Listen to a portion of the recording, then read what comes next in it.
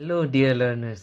आज हम लोग लीनियर रेस पे बेस्ड एसएससी में जो क्वेश्चंस पूछे गए थे वो प्लेलिस्ट शुरू कर रहे हैं और सॉल्व करेंगे और उससे ही कॉन्सेप्ट को समझेंगे, क्वेश्चन से ही कॉन्सेप्ट को समझेंगे, अलग से थ्योरी की ज़रूरत नहीं पड़ेगी।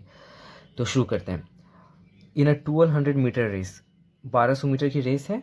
Rakesh reaches the final point in 36 seconds. ठीक है, राकेश 36 सेकेंड में पहुंच रहा है और राजेश 40 सेकेंड में पहुंच रहा है। इसका मतलब राकेश की स्पीड ज़्यादा है, राकेश जीत गया है रेस राजेश के मुकाबले। By how much distance does Rakesh beat Rajesh?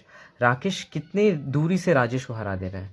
तो यहाँ पे क्या होगा कि राकेश पहुंच जाएगा, मतलब वो 1200 मीटर ट्रैवल कर जाएगा राकेश, और जैसे ये 1200 मीटर फिनिश लाइन में पहुंचेगा तो राजेश कहीं आसपास होगा, पीछे होगा इससे। ठीक है, राजेश। तो ये जो है ना, यही निकालना है, कितने डिस्टेंस से बीट कर गया, मतलब कितना आगे निकल गया पहुंचने के बाद, ये कितना पीछे रह गया है। अलग से क्वेश्चन को बहुत तरह से फ्रेम कर सकते हैं, तो बस यही क्वेश्चन है। ठीक है, राकेश को 36 सेकेंड ही लगा पहुंचने में और राजेश को 40 सेकेंड लगा, मतलब 4 सेकेंड स्लो है ये। तो हमें ये राकेश को 36 सेकेंड लगे और वही दूरी राजेश को ट्रेवल करने में 40 सेकेंड लगे। तो क्या हो गया, 9:10 हो जाएगा, इसको कट करोगे आप। ठीक है, तो ये टाइम का रेशियो हो गया। तो स्पीड का रेशियो क्या हो जाएगा, कम टाइम लगा इसका मतलब स्पीड ज़्यादा होगा, यहाँ ज़्यादा टाइम लगा इसका मतलब स्पीड कम होगा, तो इन्वर्सली प्रोपोर्शनल हो जाता है। तो 10:9 स्पीड का रेशियो हो गया।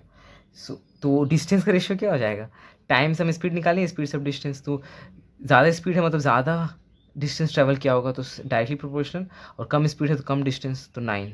तो ये डिस्टेंस का भी रेशियो निकल गया, ज़्यादा ट्रैवल किया होगा।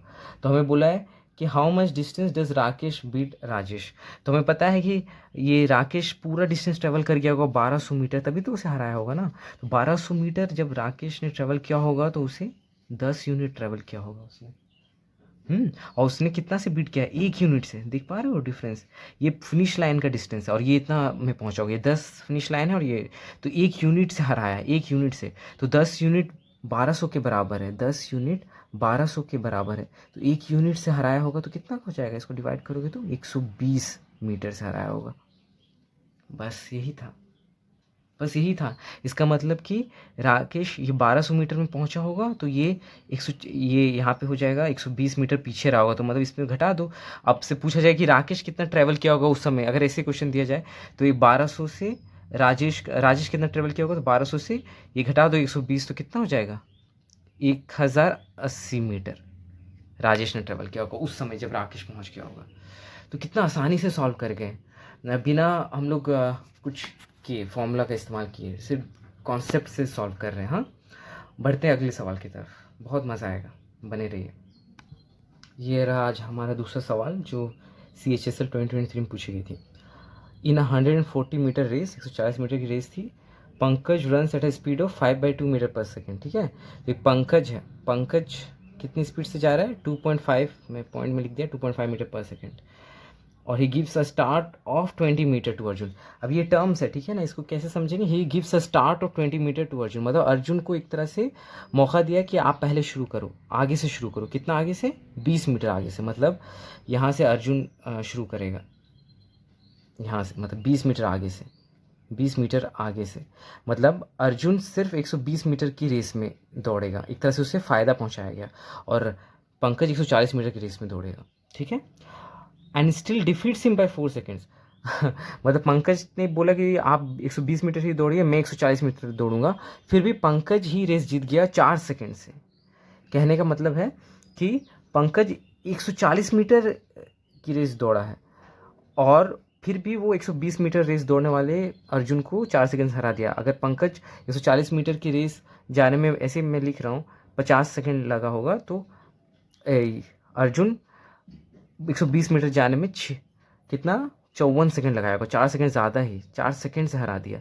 टाइम भी ये कम ले रहा है और कम दूरी भी जा रहा है, फिर भी ये जीत जा रहा है। तो अब हम बताना है क्या कि स्पीड, अर्जुन की स्पीड क्या होगी, पंकज की इतनी है तो अर्जुन की क्या होगी, तो ऑब्वियसली इससे कम होगी, तभी ना वो पीछे रह जा रहा है कम डिस्टेंस जाने पर भी। तो ये लॉजिकली आपको समझना है और कुछ करने की ज़रूरत नहीं। तो कैसे सॉल्व करेंगे, अब हम पता करेंगे पंकज कितना देर में ये रेस फिनिश किया था, तभी तो पता चल जाएगा ना कि अर्जुन कितना समय में फिनिश करेगा। तो पंकज कितने देर पता कर लेते हैं पंकज कितने समय में ये रेस फिनिश किया होगा। तो कितने समय में फिनिश किया होगा, 140 मीटर पंकज को जाना पड़ा होगा और प्रति सेकंड वो 2.5 मीटर ट्रैवल कर रहा है, मीटर पर सेकंड। तो इतना जाने में इससे डिवाइड हो जाएगा, तो यहाँ से 10 से जब मल्टीप्लाई करोगे आप, और ये 2 हो जाएगा, ये 5 हो जाएगा, और यहाँ से कट करोगे तो 28 हो जाएगा। तो 28 इंटू 56 सेकेंड लगा होगा पंकज को ये रेस जीतने में। और हमें पता है कि अर्जुन 4 सेकंड बाद पहुंचा है, वो स्लो है, तो इसमें +4 कर देगा तो 60 सेकंड लगा होगा अर्जुन को ये रेस जीतने में, मतलब रेस कंप्लीट करने में। तो अर्जुन के 60 सेकंड 140 मीटर गया होगा? नहीं, क्यों? क्योंकि उसे 20 मीटर का फ़ायदा पहुंचाया गया था, 20 मीटर आगे से वो शुरू किया था, तो 120 मीटर वो गया है एक्चुअल में 60 सेकंड में। तो 1 सेकंड में कितना जाएगा? 2 मीटर।